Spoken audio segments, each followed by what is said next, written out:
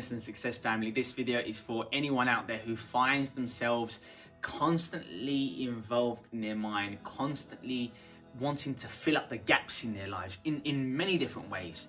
Okay, so maybe you're trying to fill up gaps in terms of like you're eating, like maybe you eat too much too often and so on, as a way of trying to fill up that hole, that lack you have within you physiologically through the act of actually eating.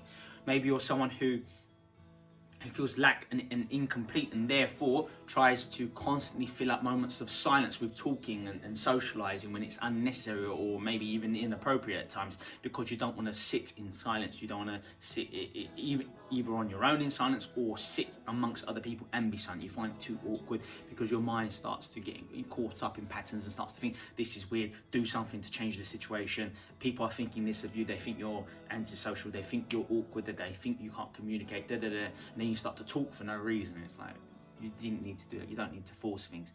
And you know, in the past I've struggled with this, in particular when I'm like in a one-to-one interaction with someone.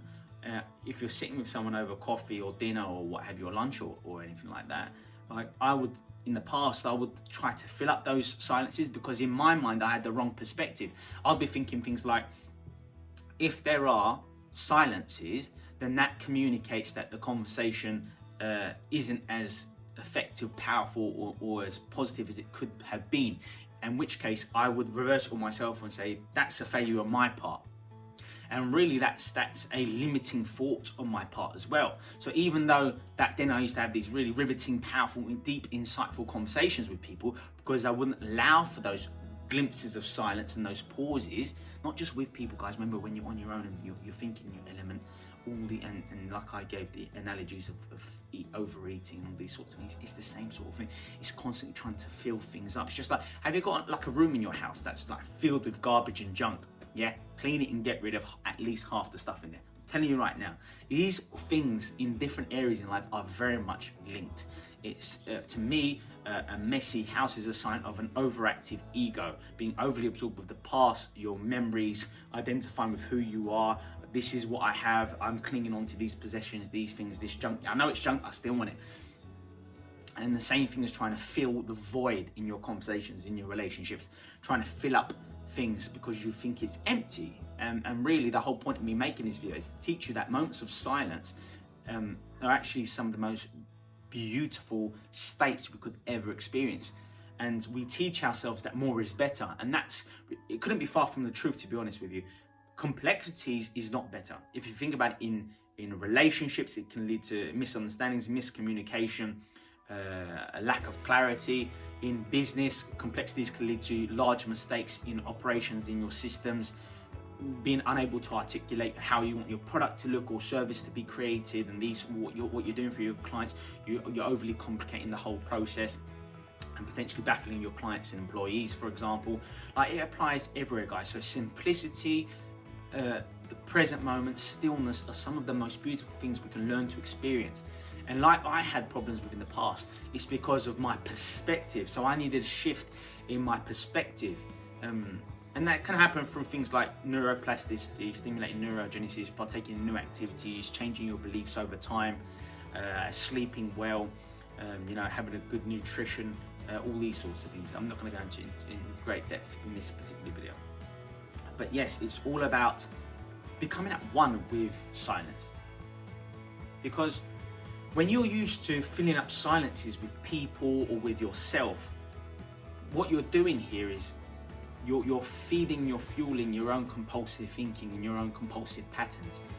And whenever you do get carried away with your ego, there's a time and a place to experience your ego and to relive the past or project a positive future, for example. These are absolutely valuable at times.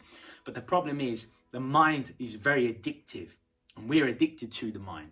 And what happens is, when you start to, have you heard the saying, give them an inch and they'll take a mile? Our own brains operate that way as well.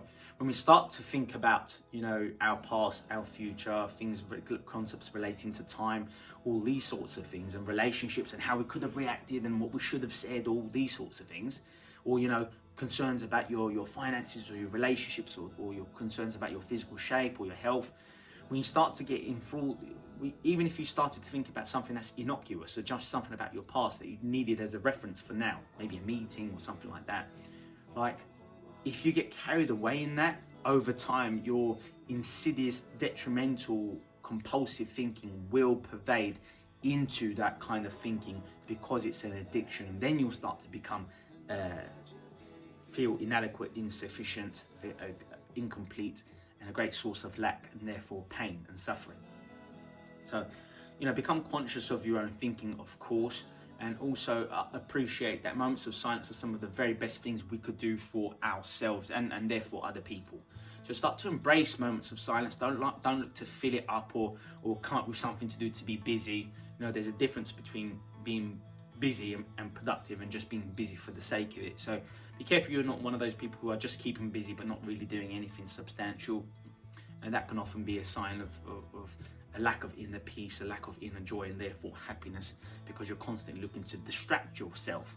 And yeah, we'll end it there. I hope you really appreciate this video and you understand the main message, which is to become more present, become more at one and peaceful with moments of silence, and look to simplify things where possible. And there's no need to overcomplicate things and to overthink and to experience that high beta brainwave state that's really deleterious to one's health, that chronic stress that develops subsequently as well. So really pay attention to these. Look to calm down your mental, emotional circuits and patterns. Look to become more peaceful and therefore be more logical and objective in your thinking, and therefore achieve more, open up more potential and opportunities for yourself in your life in varying capacities. So have a great day. Look after yourself. If you're watching this on YouTube, hit the subscribe button and also click the notification bell, because every single week I release several videos like this, but also like episodes, podcasts, one-to-one coaching that you're definitely going to want to check out. So have a great day, subscribe, and stay strong.